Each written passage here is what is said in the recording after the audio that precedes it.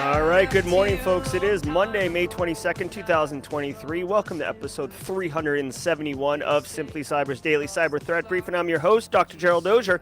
And over the next 45 minutes, me, Travis W., Kenneth Roth, Protege 987, Matthew Netchie, Gary Sturgiotis, and so many more of the Simply Cyber community are going to be shredding the top cybersecurity news stories of the day, and I'll be giving my opinion, some might argue expert analysis on the story on what it means to you as a practitioner. So how can you operationalize it technically in a tactical fashion this week or in a strategic fashion long term, looking at Q3. Also, if you're looking to break in the industry, you're going to get massive value here. Believe me, you will be asked in any job interview for information security. How do you stay current on the field? And this is just a fantastic answer. Again, I would argue, and I would take the side of the debate for the fact that this is actually providing value and can help you score a job. And I'll stand up against anyone and have that argument. But before we get into it, I do want to say thank you and shout out to all of you for being here. 8 a.m. Eastern time. Some of you left coast folks, hey Dan Reardon, some of you left coast folks getting up wicked early. Genuinely appreciate it. It does make the morning stream special. Want to say thanks to the stream sponsors. Holla at Barricade Cyber Solutions before we get started. Guys, the sponsors enable me to do all of this, to deliver it free every single morning to the community at large, and to be able to level up the studio, level up the production value. So genuinely appreciate the sponsors. Barricade Cyber Solutions is dedicated to helping businesses from cyber attacks and recover from the damage done. Cyber attacks can cause massive issues for businesses and send dedicated, hardworking business owners into turmoil. But Barricade Cyber Solutions knows how to mitigate the damage done by cyber incidents. Check them out at barricadecyber.com. Links in the description below.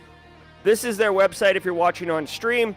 Scroll to the bottom. Eric Taylor's calendar's right there. This thing's always kept up to date. You can get on a call with him at 10 a.m. Eastern time today. Why would you want to do that? Believe me, if you are working for any business of any size and you don't have a plan for what happens if you get punched in the mouth, proverbially punched in the mouth, you really should consider getting at least on the phone with Eric and talk through what could happen, right? What happens, like, can he work with your insurance provider? Does it violate insurance terms? Does he need to get up into your cloud instance to be able to help mitigate the damage done? I don't know, but if you don't have the phone call, you won't know.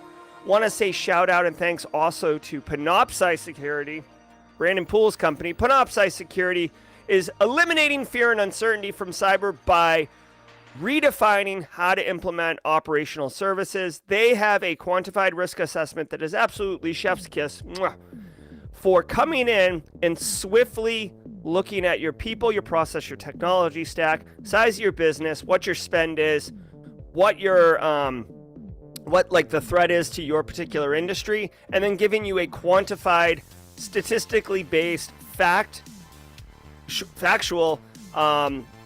assessment to tell you what really, at the end of the day, the whole point of a quantified risk assessment is to tell you what your actual risk exposure is with numbers, so you can have a deliberate conversation with business leaders about what's your risk appetite. When you ask someone what their risk appetite is, this is just a tangent really quickly. When you ask somebody what their risk appetite is, they all say the same thing. Oh, I don't have a big risk appetite. That is completely subjective. That's completely unusable as far as operationalizing goes. I don't really have a big risk appetite. Really? You don't have MFA implemented in your environment. I would submit to you, sir, ma'am, that you have a giant risk appetite because you are making terrible decisions. You feel me? Now, that's not exactly how you approach the client, but my point is, a quantified risk assessment can have you have you enable to have more deliberate conversations. Like, I understand that you don't have a big risk appetite. Let's take a look at this absence of MFA and how this gives you a 85 to 95% chance of suffering a ransomware attack this year. Ransomware attacks can run up into the hundreds of thousands of dollars. Now, about that risk appetite conversation, perhaps we'd like to invest $20,000 on an MFA solution. Church lady? All right. Also want to say shout out and thanks to XM Cyber, but more about them at the mid-roll. If you are live in chat, say what's up, because each episode of the Simply Cyber Daily Cyber Threat Brief podcast is worth half a CPE. So say holla or hashtag Team Live, like Brandon S is dropping right there. Tim and George knows what's up. Tuki Vang, hashtag Team Live if you're live in chat. Got 140 you beautiful people in here today. Hopefully we can double that by the end of the show. If you're watching on replay, hashtag Team Replay in the comments. Team Replay are people too, and I recognize all of you. Love engaging with the Team Replay people, that faction of folks. Dropping good knowledge. Had someone comment, yes, exactly, BSEC. Had some people drop some interesting comments around the Montana TikTok ban. So really appreciate the insights that Team Replay is bringing to the show and to me, frankly. I mean, at the end of the day, I run the podcast, guys, but I'm still a practitioner. I still, don't get everything right. And it's everybody can learn. If you are getting here late and double speeding up, hashtag Team Hybrid. If you have to boogie because you have a meeting at half past the hour, and you're going to catch the rest of the show on replay, you're also Team Hybrid. So hashtag Team Hybrid. Let us know what's up. And then finally, my favorite. Hey, Jenny Housley. Great to see you. My favorite, hashtag Passive Observer. Do you not, guys, I can't tell you how many people have reached out to me in DMs and said, I'm hashtag Passive Observer. I love it. I love the initiative. If you are shy, introverted, socially not comfortable saying what's up, see everybody networking and feel like, oh, I've got nothing to add, I'll out myself as a fraud. Like, whatever inner monologue you're having about not wanting to engage in a networking capacity with the community, push that to the side. Take your first step into the light of social networking, hashtag Passive Observer. Believe me, you absolutely will be happy that you have begun your journey to build your professional network. Can't tell you when it'll realize its value, but believe me, you will get value from it. You'll also give into the value. Once you start the networking, it'll become easier and easier and more natural for you. All right, guys, that's going to get us set up. So sit back, relax, and let's let the hot news wash over. No. Let's let the cool news wash over us in an awesome wave. All right, guys, I'll see you at the mid-roll. From the Sysco series, it's cybersecurity headlines. It's Monday, May 22nd, 2023. HP rushes to fix bricked printers after faulty firmware update. HP is working to address a bad firmware update that has been bricking HP Office Jet printers worldwide since it was released earlier this month. Affected customers report that their devices display blue screens with 83C0000B errors on the built-in touchscreen. Customers in the US, the UK, Germany, the Netherlands, Australia, Poland, and New Zealand and France have been posting complaints and reports. Since the buggy update seems to install automatically onto internet-connected printers, HP customers are advised to disable their device's internet connection and wait for a firmware update to fix the bricking issue. All right, so this is terrible. HP printers, HP printers are getting bricked, basically. And I think I shared this before last week on stream. To brick a device is to basically turn it into a brick. It's a very literal InfoSec term. It means that device no longer becomes functional and its only utility is to hold a door open. So these printers are getting bricked. It looks like it's HP OfficeJet Pro 9020E. I actually have an HP printer. I'm kind of curious what version it is. This is one of those ones where the likelihood, let's do a little risk assessment here. The likelihood is low, but the impact is high because basically it ruins your printer. So Oh, actually, it's all of these printer versions right here.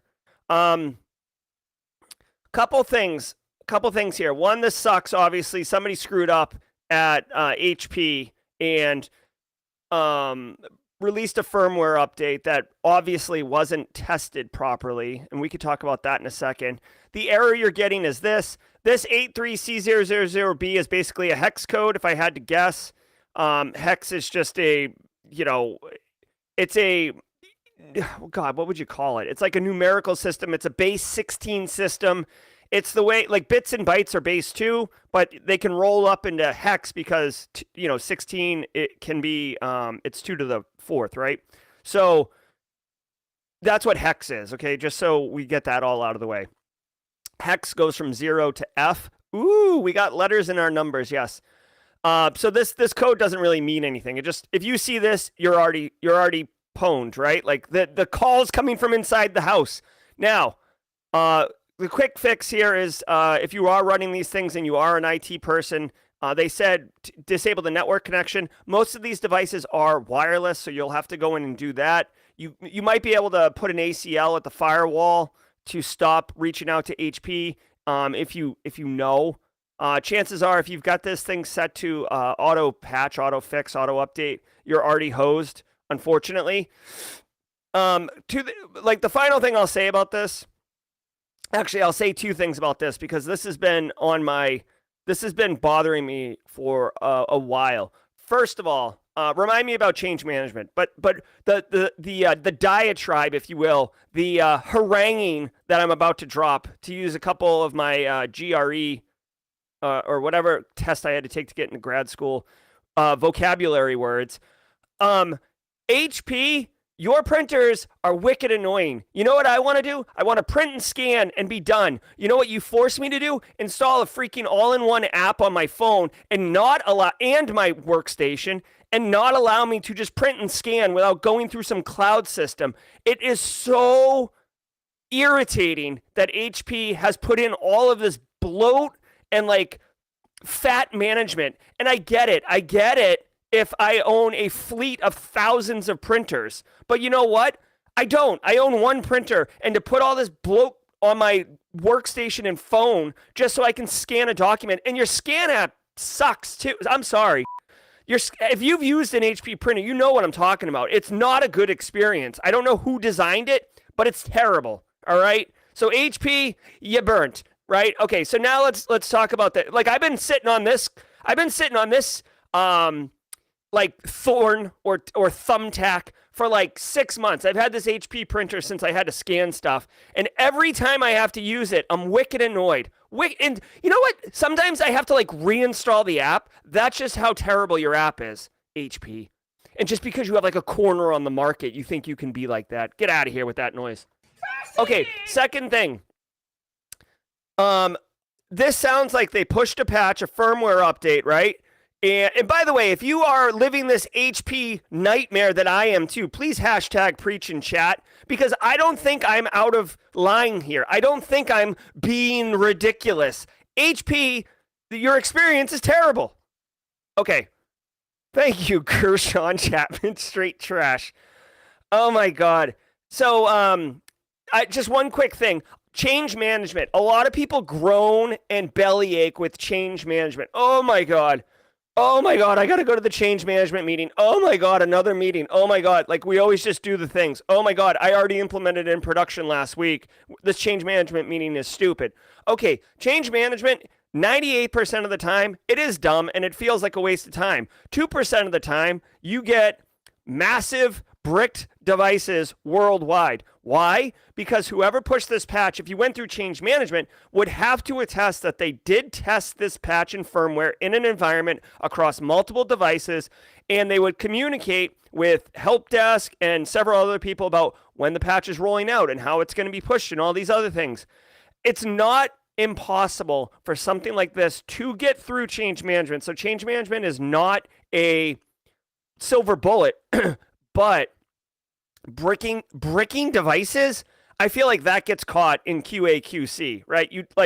So to me, this is clearly someone trying to get out on Friday, you know, that hey, we got the Florida Panthers game coming on at 8, puck drop at 8, got to get home, got to get there. Just rubber stamp it. The last 500 firmware updates haven't caused a problem. Rubber stamp. And now, you know, you come into work on this thing. Brick City. Brick City! Way to go, Newark.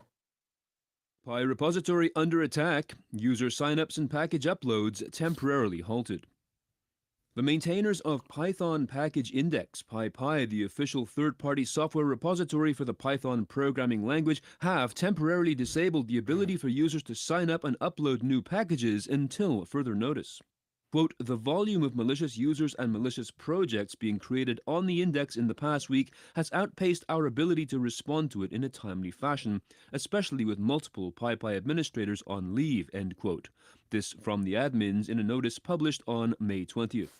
No additional details about the nature of the malware and threat actors involved in publishing those rogue packages to PyPy were disclosed.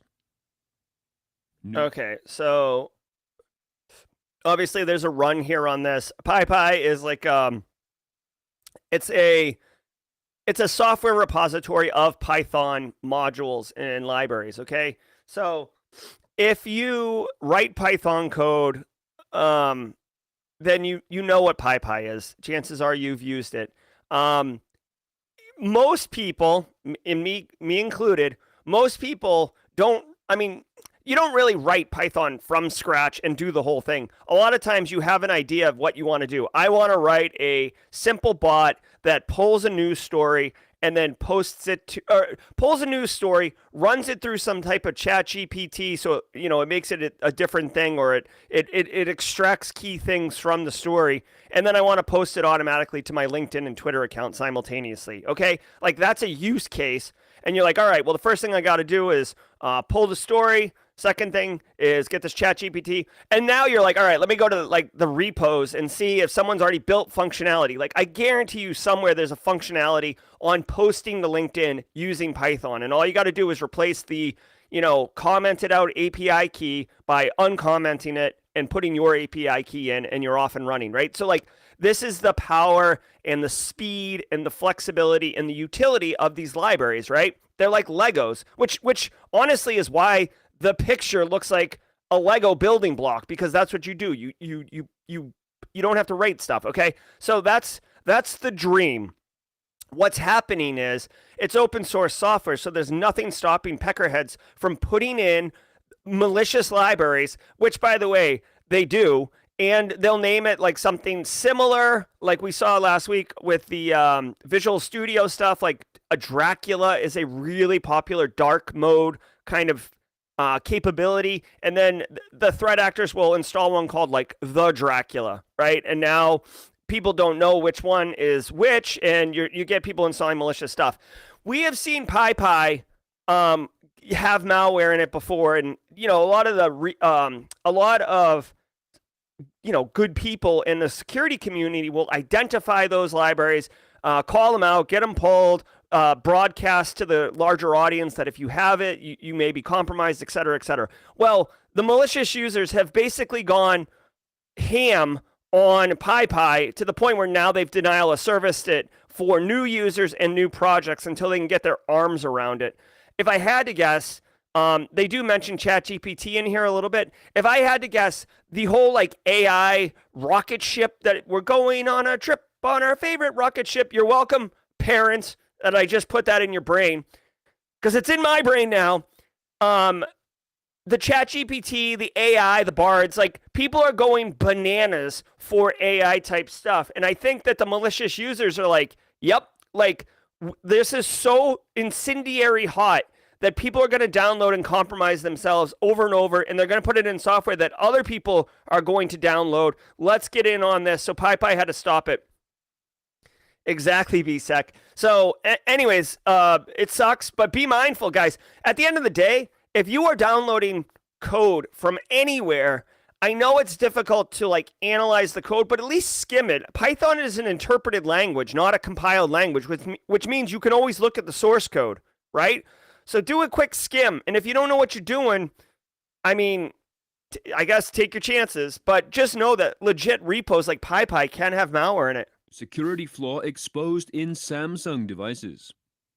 CISA is now warning of active exploitation of a medium severity flaw affecting Samsung devices. Tracked as CVE 2023-21492 Score with a 4-4. CVSS score of Jeez. 4.4, it Real quick, 4-4. Like, wake me up when we get north of 7. impacts selected Samsung devices running Android versions 11, 12, and 13.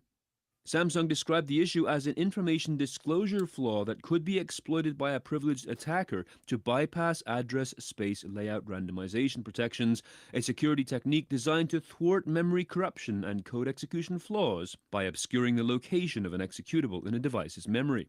Little else is known about how may be exploited. Vulnerabilities in Samsung phones have been weaponized by commercial spyware vendors in the past to deploy malicious malware. All right. So, Samsung devices.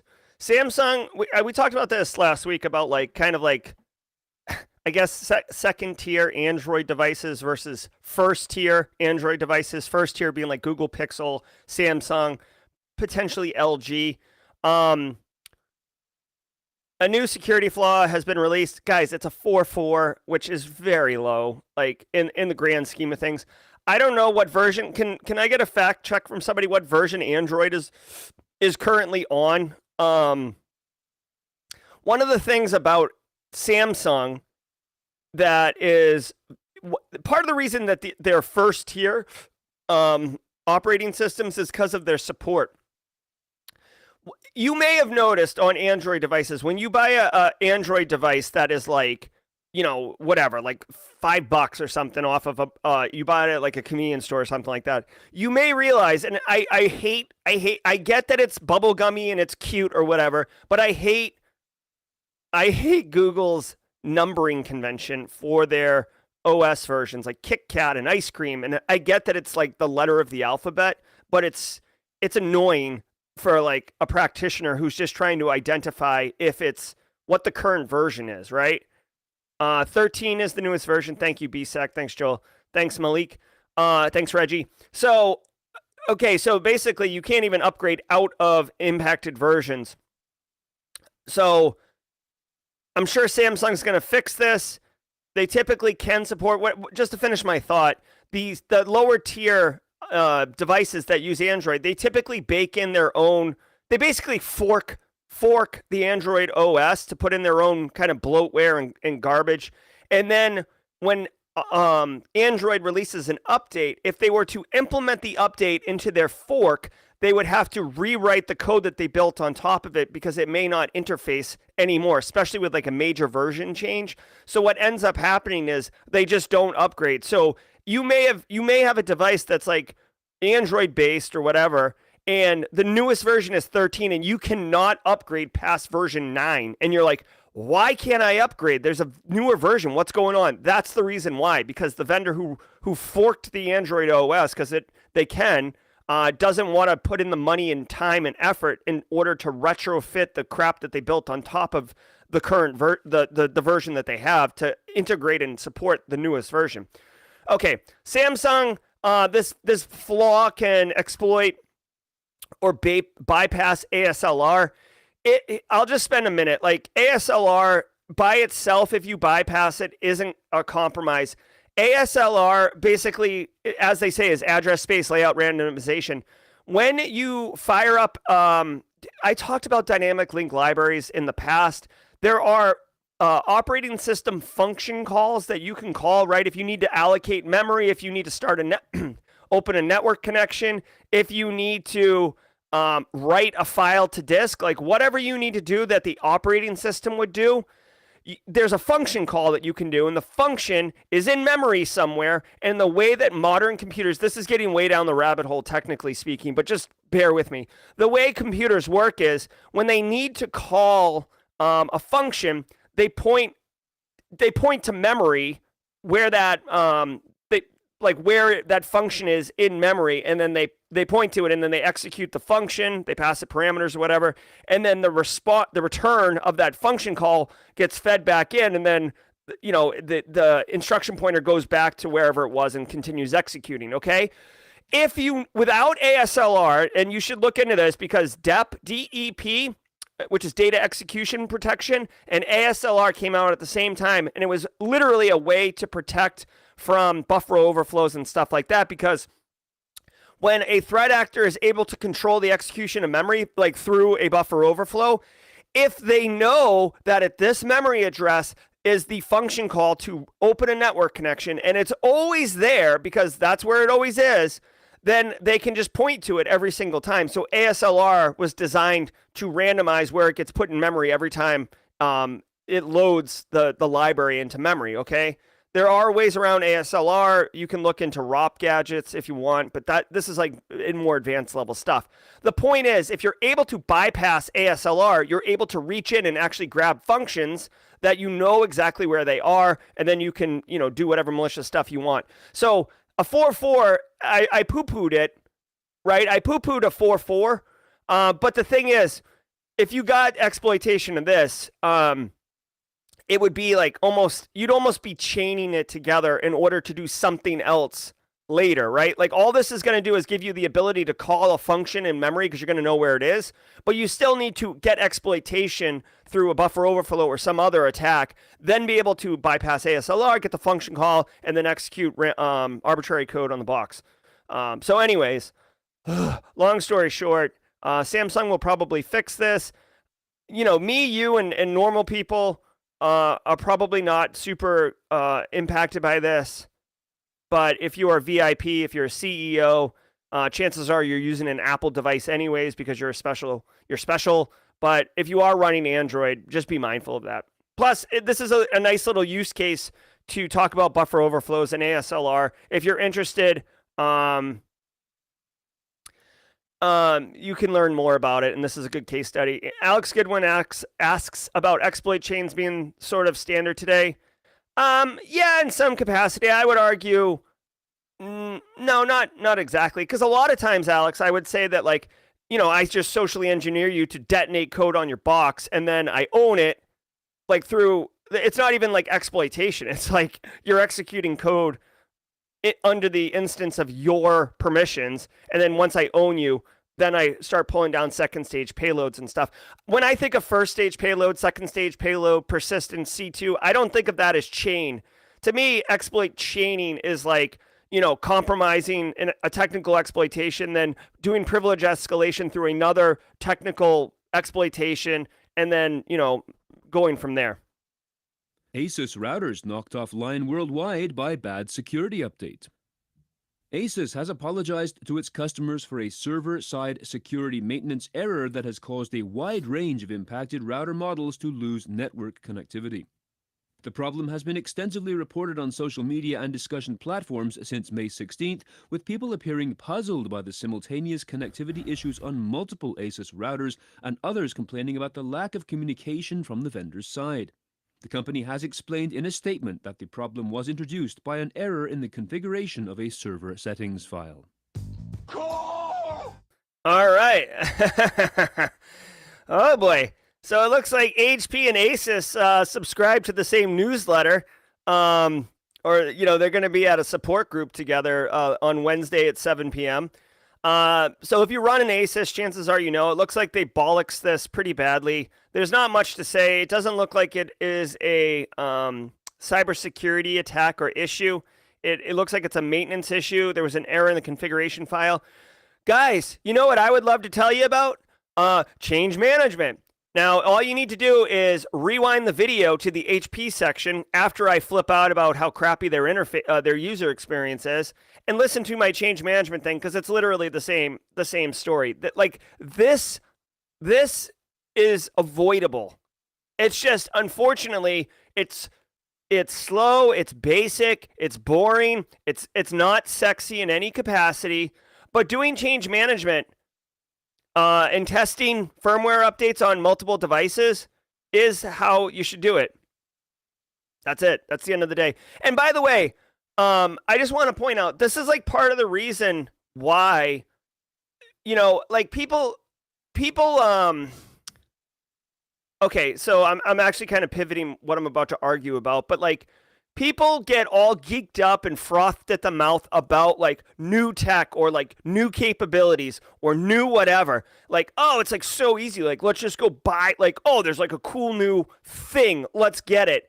Oh, I bought all this new tech. Let's do it. And I'm guilty too, guys. I just bought a brand new laptop that's got, it's maxed out on the hardware side, so I can have a mobile studio equivalent that can support what Simply Cyber needs on the road. Okay, so because I'm going to be doing a lot more on the road this summer and in Vegas and stuff, right?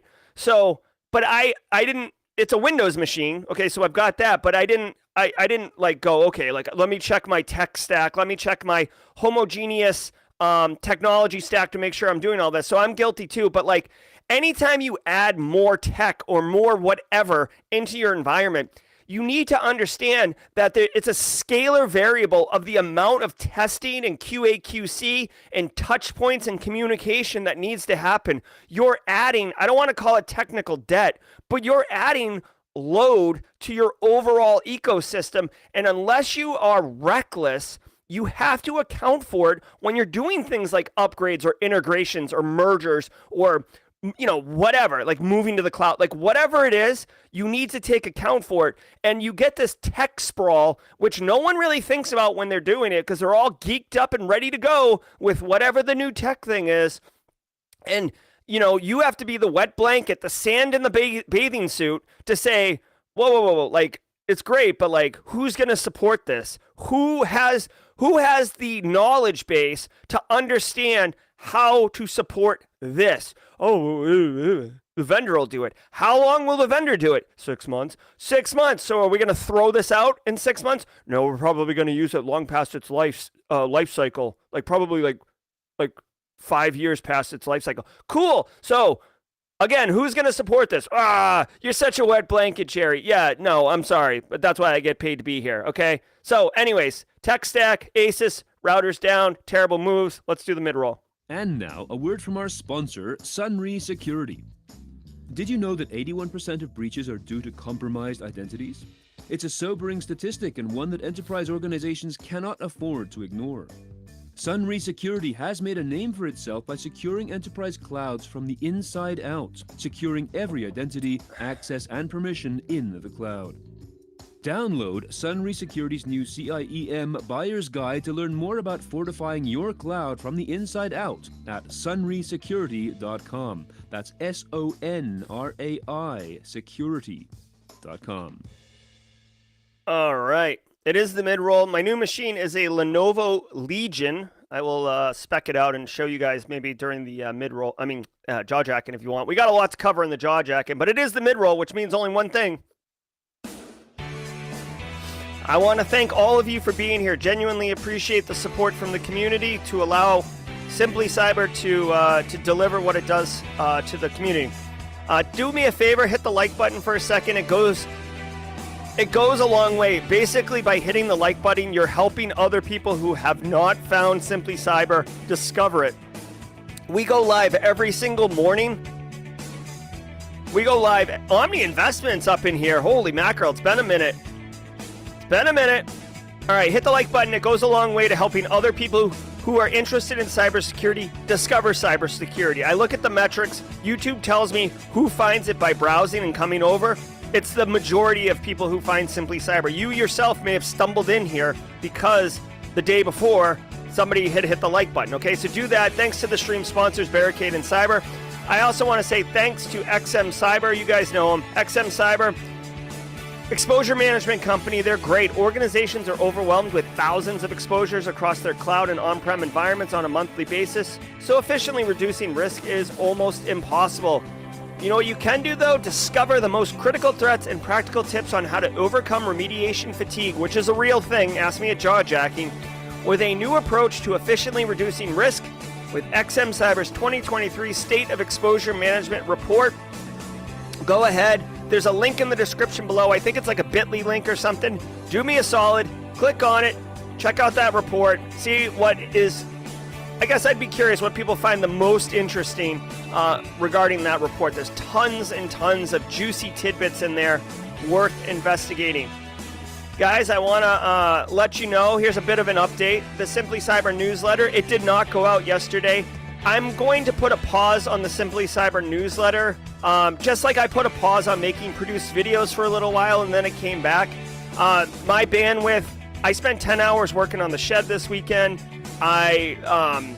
Family, friends, it's difficult. It's difficult with all the initiatives I have going on. So I will put a pause on the newsletter. Stay tuned. It will come back. I promise you. I just need to figure out a better way to support it in a way that works. Okay? Simply Cyber Community Challenge, always a great initiative. Thanks, Jenny Housley, for continuing to help facilitate that. On Friday, we had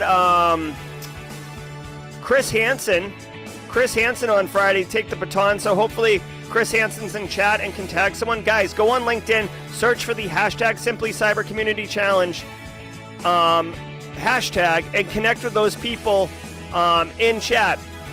Okay? If you are tagged with the baton, please go online and post your story, your cyber story. Share it. Open up. Let the community know. Build your professional network today. Don't wait. Don't waste time. I'm telling you, it is wonderful. And believe me, so get in on it. The Simply Cyber Community Challenge. Guys, every single Monday is Callan's Art of the Week. One of my sons, Callan, very artistic, very creative kid. Love him to death. He does an art project and then shares it with the community. Today is no different. Callan and Grayson actually did a birdhouse project, and this was Callan's.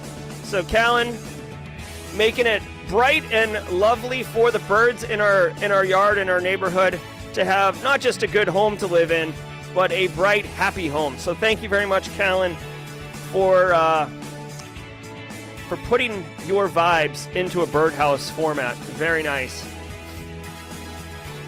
Christopher K. Hall is tagged. I love it, Chris. Chris K. Hall, we're looking for you to giddy up on it.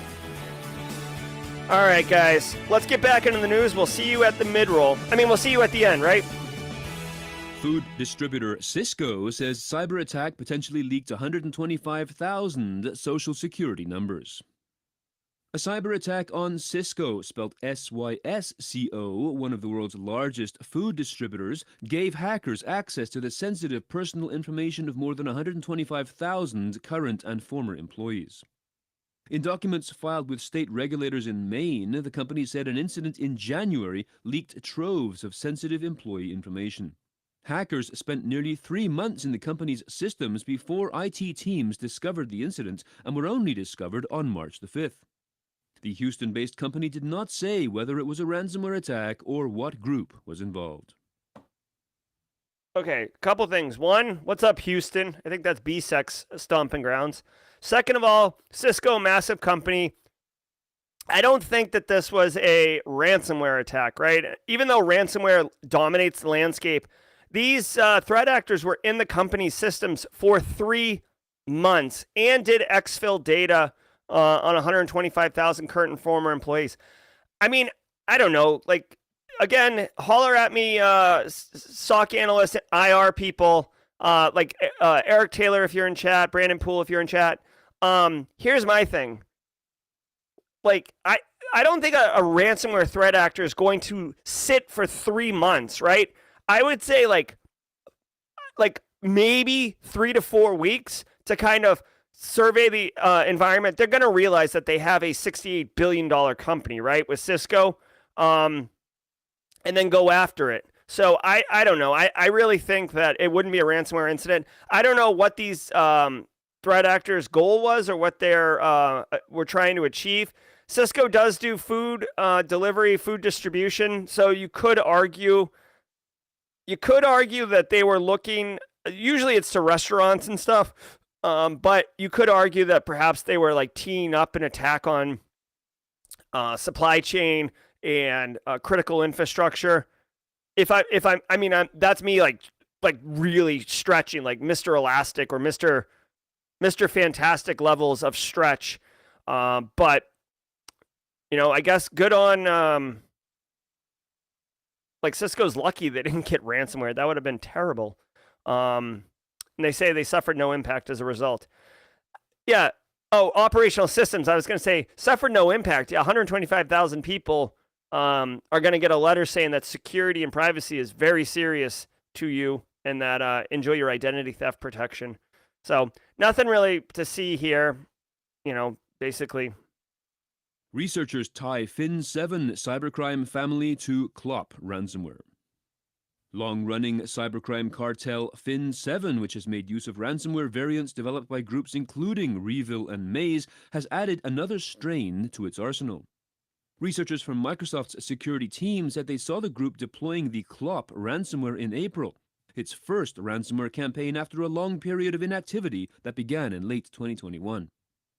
Microsoft said Fin7, which it calls Sangria Tempest in its new naming convention, was spotted deploying several different tools, giving it a foothold in victim systems before moving laterally within a network and deploying the Clop ransomware.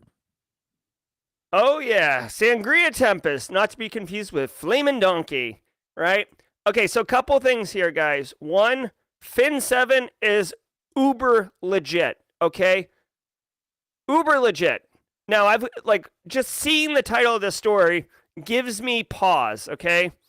Couple things I'm gonna share with you here. One, you should understand Fin7, see how it says long-running cybercrime cartel? Fin7 is legit. They are OG. If I'm not mistaken, they're Eastern European, potentially Russian or Romanian. They were hitting banks and getting access to like bank accounts and stealing the money. Like they were like straight old school bank robbers, and they were busting their butt. This is like get around the campfire, youngins.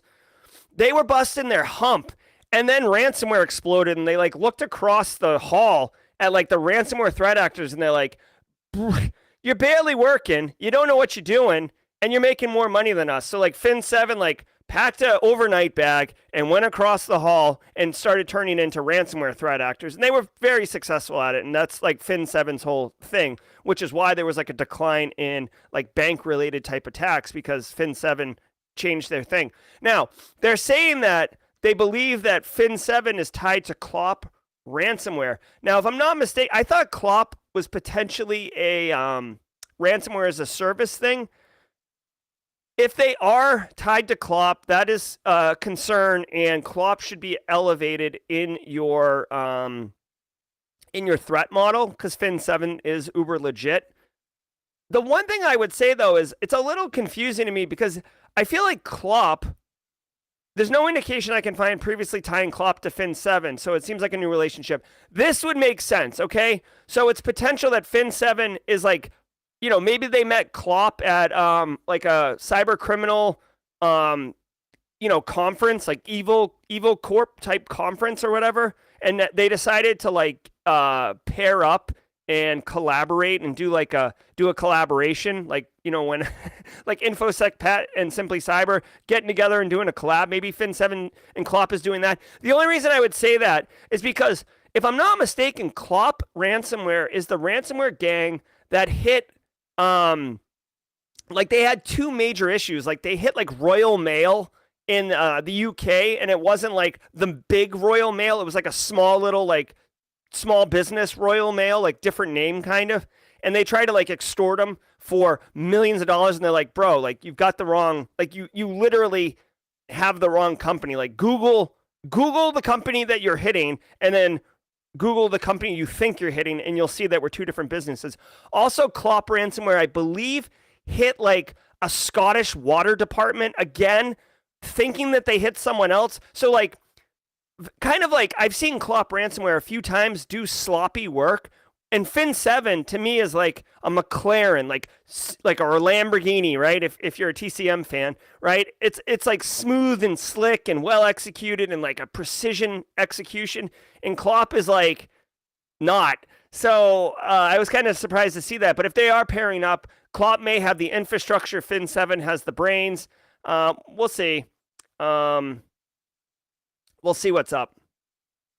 I might be getting them confused too. Anyways, I guess the real concern here is if we're seeing threat actor groups pair up, that's not good for us as defenders because they're going to choose the best of their own capabilities and pair them. So you're going to get a more like hybrid, higher effective, more devastating threat actors.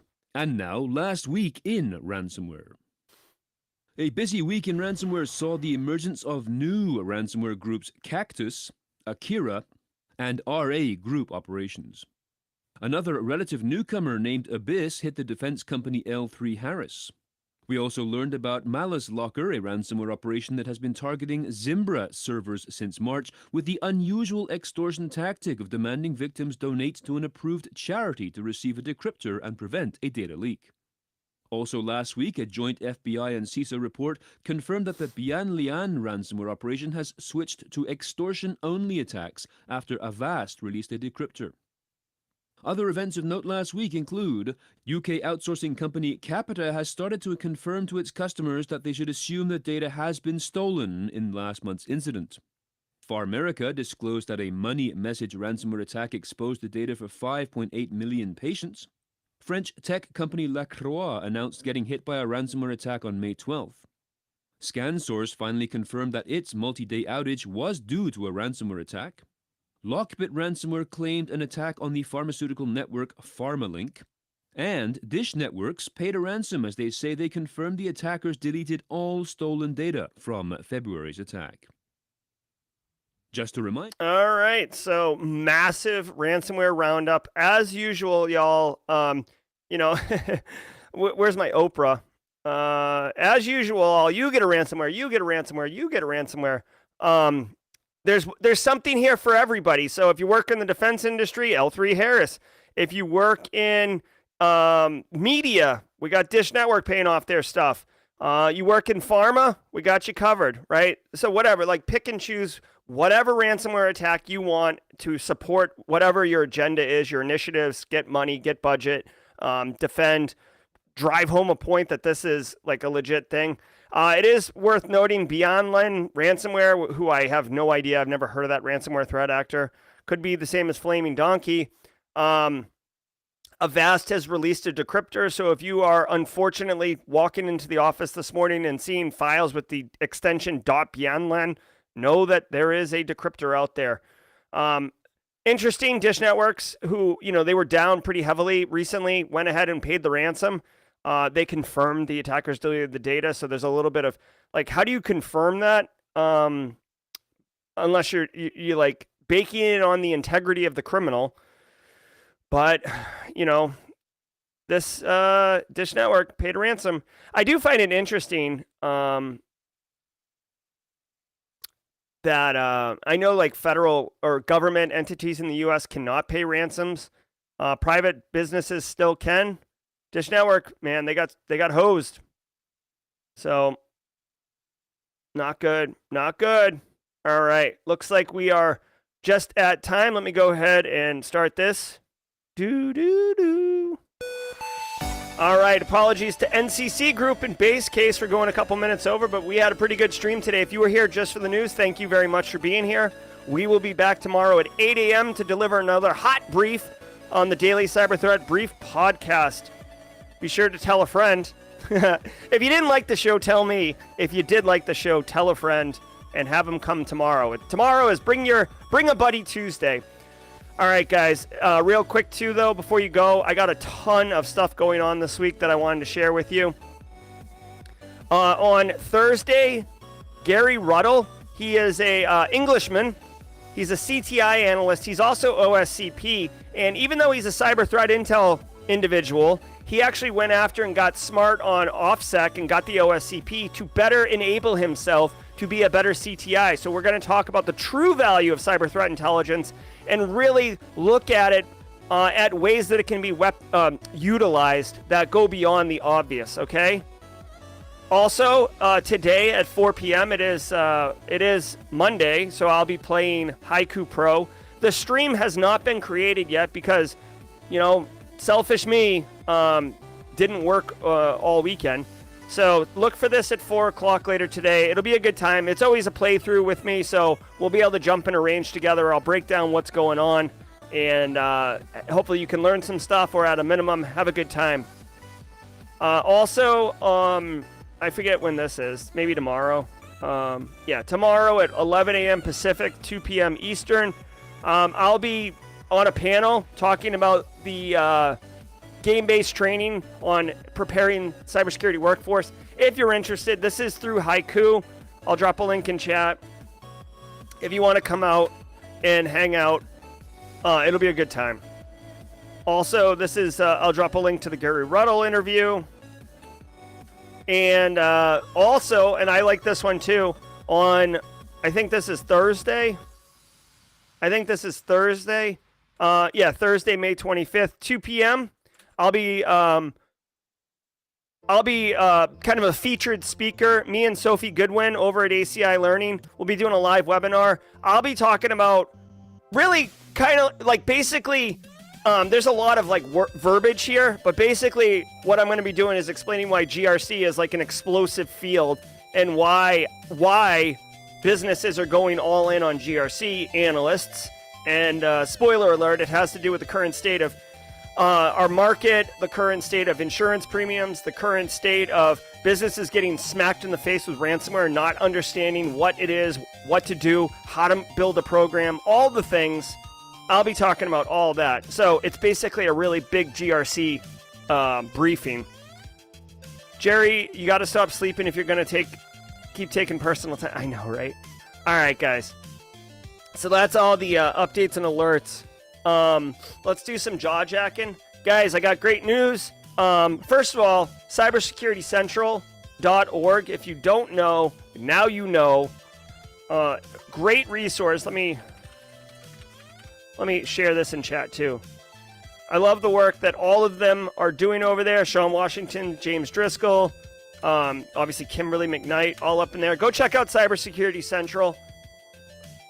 Great resources. You'll love it. Believe me. Link in chat, okay? Guys, this weekend, I primed all the walls and the ceiling in the Buffer Auger Flow studio presented by Red Bull, sponsored by Palmetto Exterminators. We're working on the licensing rights here. Primed the walls and ceiling. HVAC is installed and running. Painted the ceiling white. Painted the walls light gray. Laid in like a subfloor underlayment, and then put the floor in there to acclimate to the atmosphere in there for 24 hours. And Mrs. Auger is laying a floor today, so we're gonna be like pretty close, right? We still have to, after the floor goes in, we have to do the molding on the floor and around the doors and windows. But after that, I think that is good. We could start putting gear in there. So that's what's going on. In fact, I mean, I can't really show you. I could try to show you. It's always janky when I try to show you on stream, my phone. Let me see.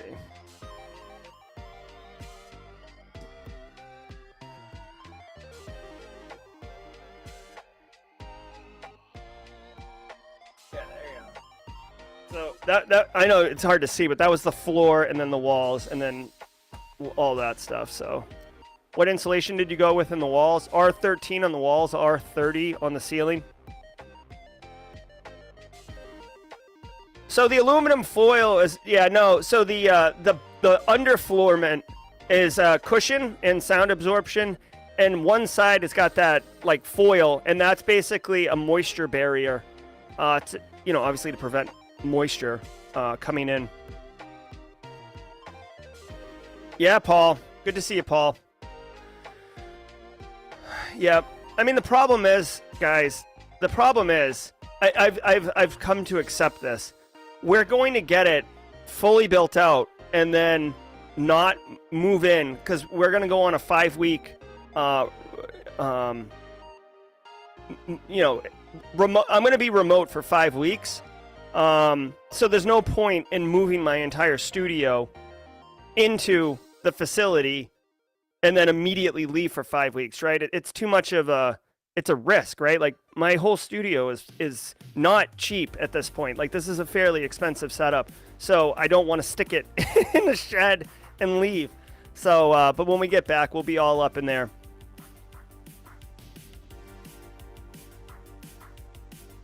Yeah, Eric the Gray. What's up, Russell? Good to see you. Nice, dude. What? Did we just become best friends? Yep.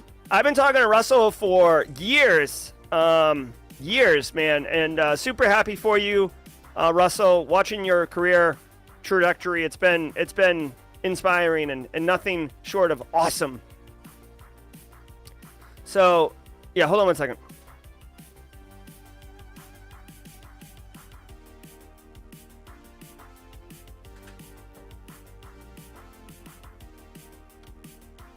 Also, I wanted to show you guys. So this is the brain of the mobile studio. It's good. It's a Lenovo. It's pretty legit. It's got I don't know what model it is, honestly, but it's got where is it? Yeah, it's got an NVIDIA 3080 card in it, which is, you know, plenty. And then it's maxed out on RAM. I think it's got 32 gigs of RAM and, you know, a terabyte hard drive, but that doesn't even matter.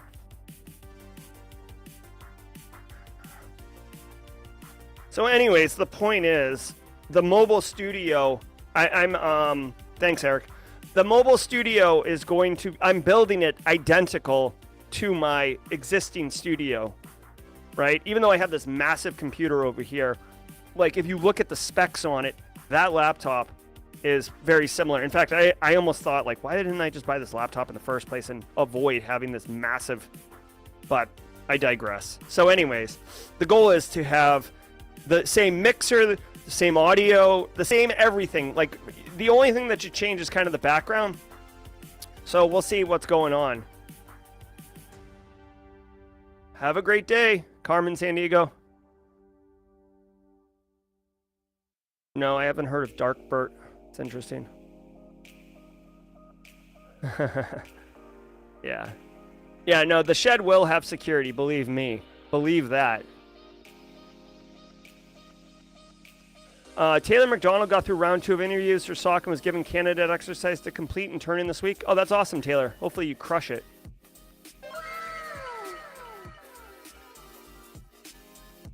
I probably will hear the sound of fans and stuff like that. That's a good point.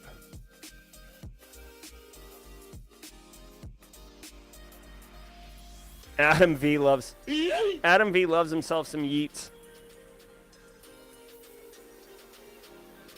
I'm just gonna share this on stream. There's a studio security. I love it. Thanks, Kimberly. Or who was it? Was it Kimberly? Yeah, it was Kimberly Joel. All right, everybody's submitting all sorts of. These are security options for the buffer Auger shed. Oh, that didn't work. Sorry. All right.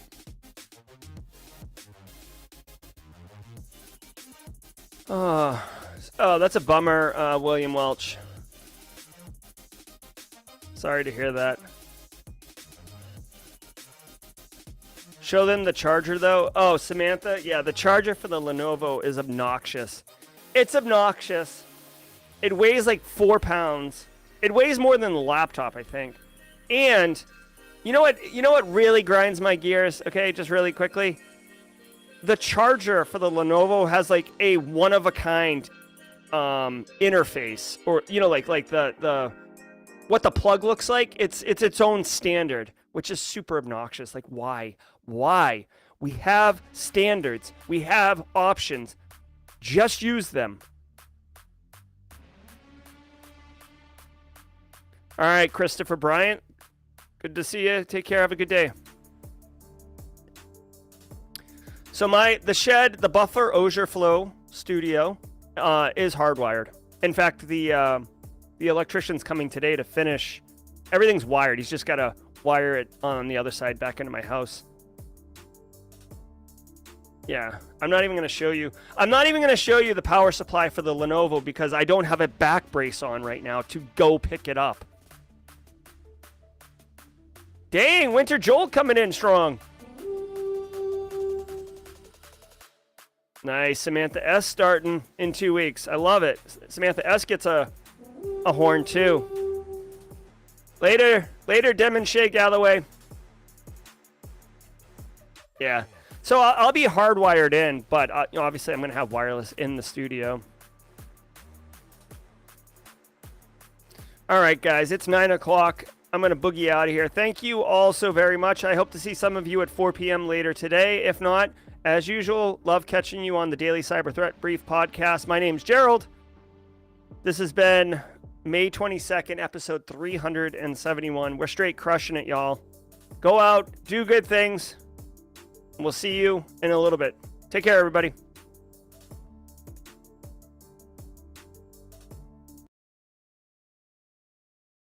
I hope you enjoyed that content. Keep the cybersecurity train going by connecting with the other Simply Cyber community resources. We have the Discord server that's lively and always keeps the conversation going. You can connect with me directly on LinkedIn. And also every single weekday morning on the Simply Cyber channel, we're doing live daily cyber threat briefings, 8 a.m. Eastern time, as well as Thursday at 4:30 p.m. We're doing live stream interviews with industry experts, and we produce videos that we push out every Wednesday morning. I'm Jerry from Simply Cyber. I hope you enjoyed the content, and we'll see you in the next one.